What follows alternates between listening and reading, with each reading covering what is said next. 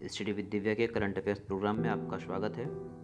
दोस्तों, कल का एक हमारा क्वेश्चन था कि रूहदार का संबंध है। तो रूहदार क्या है? रूहदार हमारा एक मैकेनिकल वेंटिलेटर है। रूहदार एक मैकेनिकल वेंटिलेटर है। इसको IUST बॉम्बे द्वारा इसका डिज़ाइनिंग की गई है और ये किसके अंडर काम करता है? MHRD। दोस्तों, मंत्रालय का नाम आप विशेष रूप से ध्यान रखिएगा, MHRD यानी कि मानव संसाधन विकास मंत्रालय की एक ये पहल है। दोस्तों, जो वर्तमान में वेंटिलेटर आ रहे हैं वो लगभग लाख रुपए के हैं, लेकिन ये जो वेंटिलेटर है ये 10,000 रुपये मात्र का है और इसलिए अभी यह अपने मेडिकल परीक्षण के फेज से गुजर रहा है। जैसे ही ये क्लियर हो जाता है आपको ये सुविधा के लिए आपके उपयोग में आ जाएगा। दोस्तों, अगले अपने प्रश्न की अगर हम बात करें, दोस्तों अगला हमारा प्रश्न है, गुट निरपेक्ष आंदोलन की शुरुआत कब हुई थी? तो जी हाँ दोस्तों, गुट निरपेक्ष आंदोलन की शुरुआत 1961 में बेलग्रेड में हुई थी।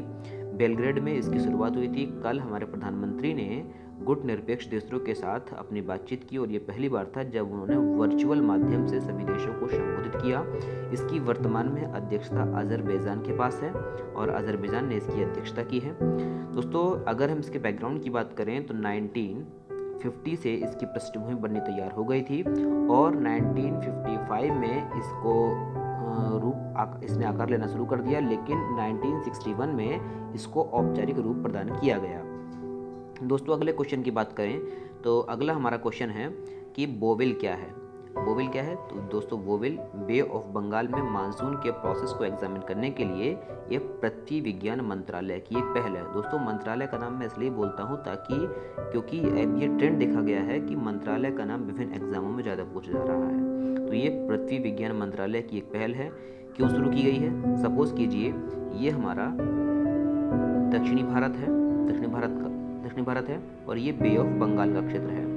क्योंकि मानसून की शाखा जब बे ऑफ बंगाल से उठती है तो ये भारतीय क्षेत्रों में प्रवेश करती है और इसका महासागरों पर भारतीय क्षेत्रों पर क्या प्रभाव पड़ता है, इसका अध्ययन करने के लिए बोवेल कार्यक्रम शुरू किया गया है। किसके माध्यम से शुरू किया गया है? दोस्तों, इसका ये तीसरा क्वेश्चन इससे रिलेटेड है। सिंधु साधना व्हीकल एक मल्टी डिसिप्लिनरी रिसर्च व्हीकल है और इसी के माध्यम से इस बोवेल कार्यक्रम को शुरू किया गया है ताकि महासागरीय क्षेत्रों में जो मछुआरे हैं उनको रियल टाइम इंफॉर्मेशन प्राप्त हो सके और इसके माध्यम से मानसून की गतिविधियों को एग्जामिन कर सकें। दोस्तों, अगला हमारा क्वेश्चन है, गोल्डन जुबली उड़ान का संबंध है। दोस्तों, गोल्डन जुबली उड़ान का संबंध किससे है? तो गोल्डन जुबली उड़ान ये रिसेट 2BR1 से संबंधित है। ये इसरो का एक प्रोजेक्ट है कॉर्टोसैट 3। कॉर्टोसैट 3 के एक भाग के रूप में रिसेट 2BR1 की शुरुआत की गई है और इसका क्या काम है, मैं इसका थोड़ा सा आपको काम बता देता हूँ। जैसे सपोज कीजिए कि ये ऑब्जेक्ट A है, ये ऑब्जेक्ट B है। यदि इनके बीच की दूरी 35 सेंटीमीटर से कम है या 35 सेंटीमीटर है और इससे अधिक है, कम नहीं है, तो क्या होता है कि इसके माध्यम से आसानी से हम इन दोनों ऑब्जेक्टों का इसके माध्यम से पता लगा सकते हैं। क्योंकि अभी तक क्या था कि हम पास स्थित दो ऑब्जेक्टों का पर्याप्त रूप से इमेज नहीं ले सकते थे। अब इसके माध्यम से हम 35 सेंटीमीटर की दूरी पर भी स्थित ऑब्जेक्ट का आसानी से इमेज ले सकते हैं और इसका जो सर्वाधिक उपयोग किया जाएगा वो सेनाओं के द्वारा किया जाएगा। सैन्य मामलों में इसका सर्वाधिक उपयोग किया जाएगा, अर्थात सीमा पर निगरानी के लिए। दोस्तों, अगला हमारा क्वेश्चन है, कोविड किलर 100 क्या है?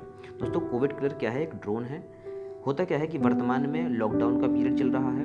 दूसरी चीज़, सैनिटाइजेशन का प्रोग्राम चल रहा है। तो किन किन क्षेत्रों में जो सरकार ने हॉटस्पॉट क्षेत्र घोषित किए हैं वहाँ पर सैनिटाइजेशन ठीक तरह से हो रहा है कि नहीं हो रहा है, वहाँ पर लॉकडाउन का पालन किया जा रहा है कि नहीं किया जा रहा है, इन सभी की निगरानी करने के लिए कोविड किलर नामक ड्रोन लॉन्च किया गया है और यह उन क्षेत्रों की निगरानी करेगा। क्योंकि आपने देखा होगा कि जब हमारे वर्कर्स वहाँ पहुँचते हैं तो वो खुद संक्रमित हो जाते हैं और तो इस संक्रमण उनका ना हो इसलिए ड्रोन के माध्यम से इसकी निगरानी की जाएगी। दोस्तों, अगला हमारा क्वेश्चन है, छठा क्वेश्चन है, 2020 का यंग कैरियर अवार्ड किसे प्रदान किया गया? तो ये प्रोफेसर सौरभ लोढ़ा को प्रदान किया गया। ध्यान रखिएगा दोस्तों, यूपीपी का बहुत फेवरेट क्वेश्चन है कि किसको प्रदान किया गया? तो ये सौरभ लोढ़ा को प्रदान किया गया है। स्पार्कल के रूप में जाना जाने वाला नॉक्टिलुक सिल्टिलेंस क्या है? नॉक्टिलुक सिल्टिलेंस एक जहरीले शैवाल है। दोस्तों, शैवाल क्या होते हैं? ये समुद्र में पाए जाते हैं और ये इंडिकेटर स्पीसीज होती हैं, अर्थात समुद्री पर्यावरण, उसके वातावरण की सफाई कितनी है, वो प्रदूषित कितना है वातावरण, इसके माध्यम से इसका अध्ययन किया जाता है। दोस्तों, अगला हमारा क्वेश्चन है कि किस भारतवंशी को न्यूयॉर्क की संघीय अदालत में जज के पद पर नियुक्त किया गया है? दोस्तों, इसका नाम आप ध्यान रखिएगा, ये सरिता कोमाती रेड्डी हैं, इनको संघीय अदालत में जज के पद पर नियुक्त किया गया है। अगला हमारा क्वेश्चन है, केंद्रीय सतर्कता आयोग के अध्यक्ष के रूप में किसे नियुक्त किया गया। दोस्तों ये बहुत महत्वपूर्ण क्वेश्चन है। केंद्रीय सतर्कता आयोग के अध्यक्ष के रूप में किसे नियुक्त किया गया है, तो संजय कोठारी जी को केंद्रीय सतर्कता आयोग के अध्यक्ष के रूप में नियुक्त किया गया है।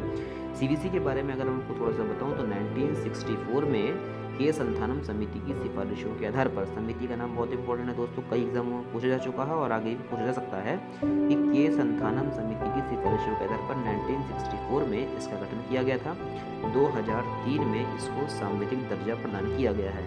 दोस्तों सांविधिक दर्जा क्या होता है, सांविधिक और संवैधानिक दो अलग अलग शब्द हैं। संवैधानिक निकाय का मतलब होता है जिसका गठन संविधान के माध्यम से किया गया है, और सांविधिक का मतलब होता है जिसका गठन विधेयकों के माध्यम से किया जाता है। जो कानून के माध्यम से जिन निकाय का गठन किया जाता है वो हमारे सांविधिक निकाय होते हैं। तो केंद्रीय सतर्कता आयोग एक सांविधिक निकाय है।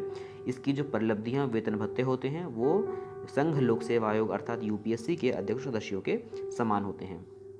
दोस्तों अगर हम अगले क्वेश्चन की बात करें तो हाल ही में चर्चा में रहे अफ्रीकन स्वाइन फ्लू का संबंध कहाँ से है।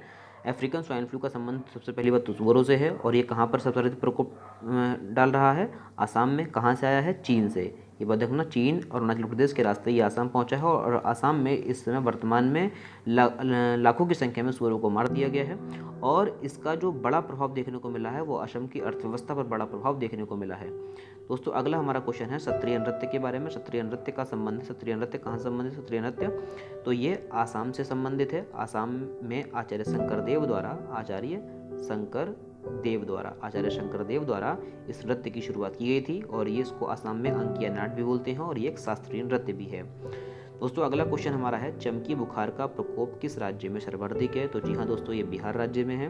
दोस्तों बिहार इस समय दो प्रकोप का सामना कर रहा है, एक तरफ तो कोविड-19 और दूसरी तरफ वो सामना कर रहा है चमकी बुखार का। हालांकि वहाँ उसने ये दावा किया है कि हम इससे पूरी तरह से निपटने में तैयार हैं, और निपटने में हमारे पास जो भी आवश्यक उपकरण चाहिए वो हमारे पास आवश्यक उपकरण हैं।